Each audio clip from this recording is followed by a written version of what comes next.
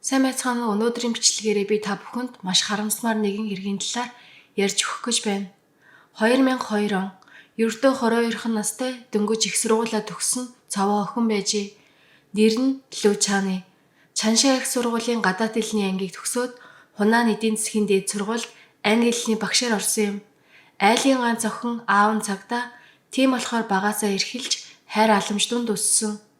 Ажилдаа орсон цагаасаа эхлээд ажилдаа байстал зүрх сэтгэлээ зориулсан гэдэг. Ангийн хүүхдүүдээ яг л өөрийнхөө дүүшиг бодно. Хичээл дээрэж нэг ч хүүхдийг хаяхгүй, хүүхэд бүр туслах гэж үнэхээр хичээдэг байсан. Зарим ангид сурлагын амжилтаараа бараг л сургуультаа тэргүүлдэг байсан гэдэг.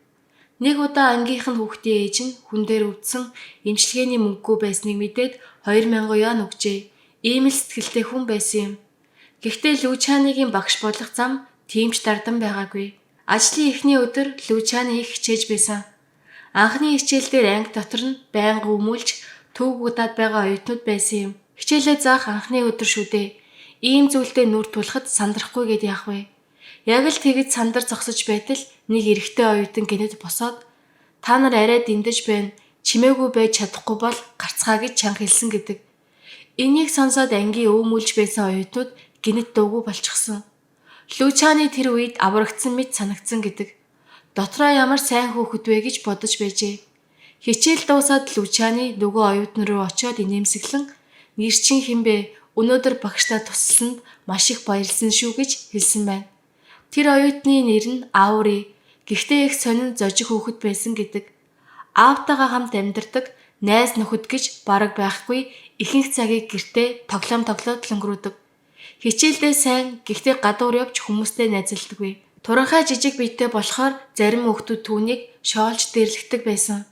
Гэхдээ Аури тийм амархан дэрлэхүүлэх хүүхэд байгаагүй юм. Нэг удаа нэгэн доглоход "Чи юу гинэ" гэд шууд л цохиод авсан гэдэг. Түүнээс хойш хинч түүнийг оролддоггүй болсон. Энийг зүгээр байлгасан дээр гэж ангийнх нь ойлгож эхэлжээ.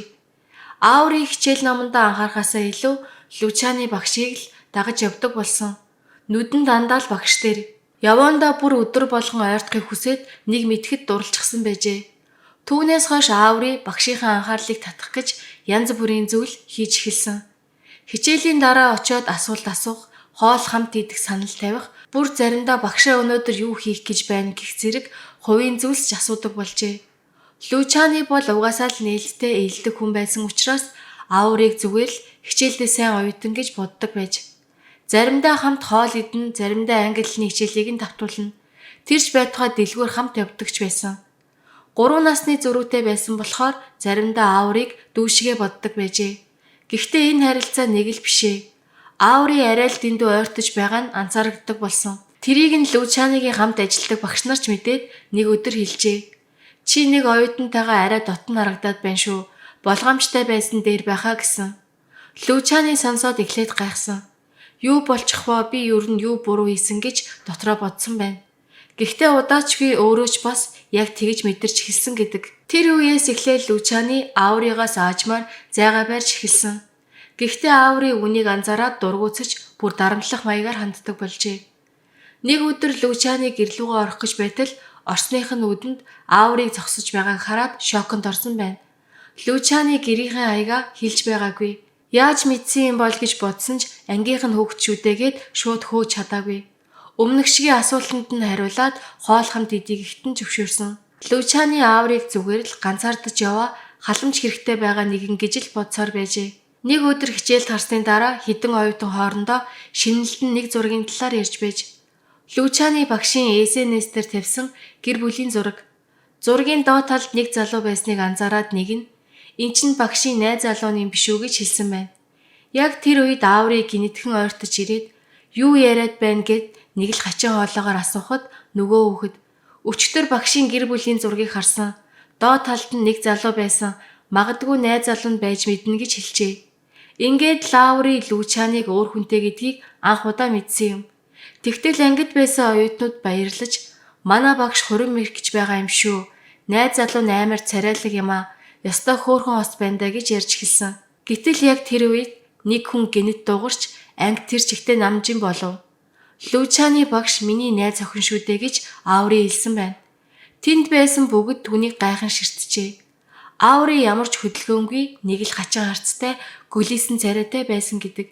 Хинч тэрнийг юу гэж хэлснийг дахин асууж эсэргүүцэж зүрхлээгүй. Зүгээр л хинч юуч болоогүй юм шиг дуугүй өнгөрөөсөн. Сургуулаа төгссөний дараахан Ааври Лучаны цэцгэлээ илчилж үерхэх санал тавьсан байна. Гэхдээ Лучаны бол Ааврыг зүгээр шавья гэж л хардаг байсан. Хизээч өөрөөр харж байгаагүй юм. Тэгээд эвтэйхэн тайлбарлаад сэтгэлийг нь шахлуулахгүйгээр татгалзахыг хичээжээ. Уучлаарай, би найз залуутай. Би чамайг гомдоох гэсэн юм бишээ. Зүгээр л чи багшаа хүндэлдэг байсан сэтгэлээ өөрөөр андуурчихсан байж магадгүй. Таймнаар бодоод үзээрэй гэж хэлжээ. Харин энэ үгийг Ааври өөрийнхөө л ойлгосон. Сэтгэлээ илчилж татгалзсан тэр өдрөөс хойш Ааврыг ааш бүрэн өөрчлөгдөжээ. Тэр яг л олон жил үерхэд хаягдсан хүн шиг аашилж эхэлсэн. Чи намайг хайчихлаа. Чи өөр хүнтэй уулздаг байсан биз дээ. Чи намайг хуурсан гэх мэт зүйлсийг ууртай дарамттай өнгөөр хэлдэг болж хамгийн аимшигтай нь Лучаны хизээж түүнийг найз залуу шиг харж байгаагүй. Зүгээр л шав гэж боддог байсан шүү дээ. Гэтэл Ааври бол дотроо түүнийг өөрийнх нь найз охин гэдэгт бүрэн итгэжсэн байлаа. Бид хамт хоол иддэг байсан, дэлгүүр хийсдэг, чи над руу хараад инээдэг байсан шүү дээ. Энд чинь үерхэж байна гэсэн үг биш гэж үү гэж Ааври бодож байв. Тэрнээс хойш Лучаныгийн амьдрал аажмаар аимшигын кино шиг болж хувирсан. Ааври хаа явсан газар нь дагна, шүн орой хамаагүй мөшгөн, залган мессеж бичнэ. Хариу өгөхгүй бол гэрийнхэн гадаа ирээд хүлээн. Аавригийн хувьд Лучаны бол өөрийнх нь өмд шиг нь санагддаг болсон. Хинч хурж болохгүй, бусад ирчүүд рүү хараад инээжч болохгүй. Сүүлдээ Лучаны үнэхээр ядарч туйлдсан. Өдөр болгон хичээл, анги хүүхдүүд, дээрээс нь Аавригийн дарамт. Энэ бүгдийг дааж ядан байхдаа ч тэр дотроо Ааврын нэг өдөр ухаарах байлгүй дээ гэж итгэсээр л байсан. 2004 оны 11 сар нэг өдөр Лучаны руу Ааври залгажээ. Багшаа, би ажилд орчихлоо. Одоо таныг тавьж явуулахаар шийдсэн.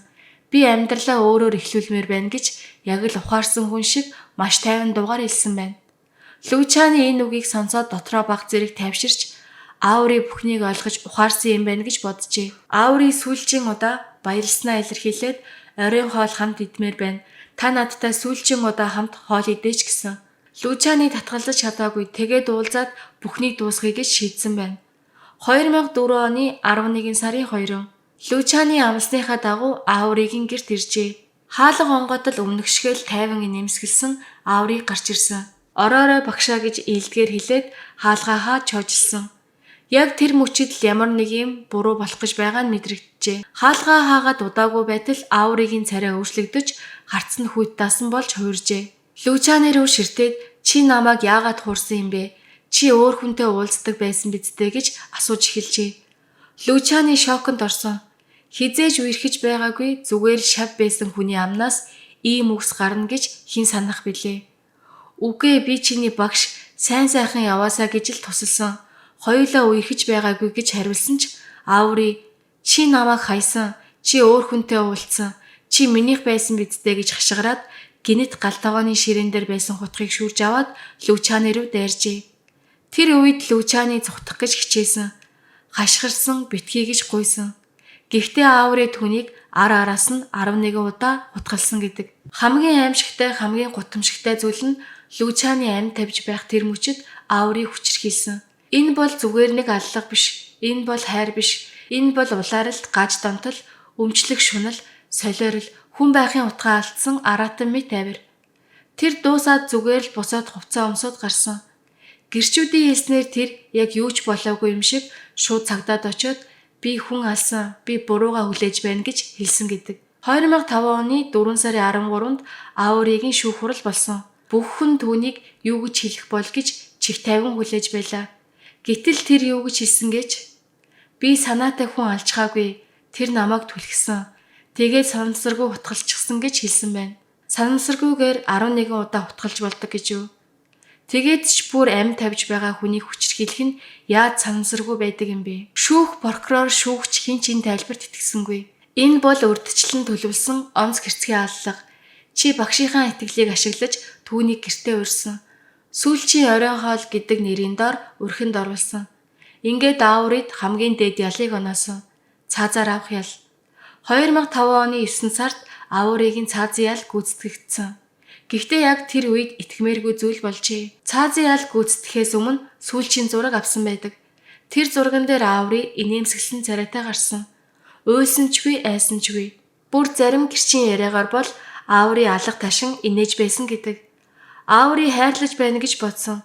Гэхдээ тэр хайр биш, зүгээр л чи минийх гэсэн харанхуй шунал байсан юм. Лүчаны бол маш сайн багш байсан. Тэр хүн бүр тусалдаг, чин сэтгэлээсээ ханддаг багш. Гэвч түүний урайлгын тусархагзан зарим хүний сэтгэлийн гажуудлыг өдөөж мэдэх эрсдэлтэй байсан юм. Хүнд туслана гэдэг мэдээд сайн зүйл. Туслахынхаа хажуугаар өөрийгөө хамгаалах тодорхой хил хязгаартай байх нь маш чухал гэдгийг энэ нэрийг бидэнд сануулж байна. Өнөөдрийн бичлэг энэ хүрээ дуусаж байна. Дараагийн бичлэгээр уулзцгаая.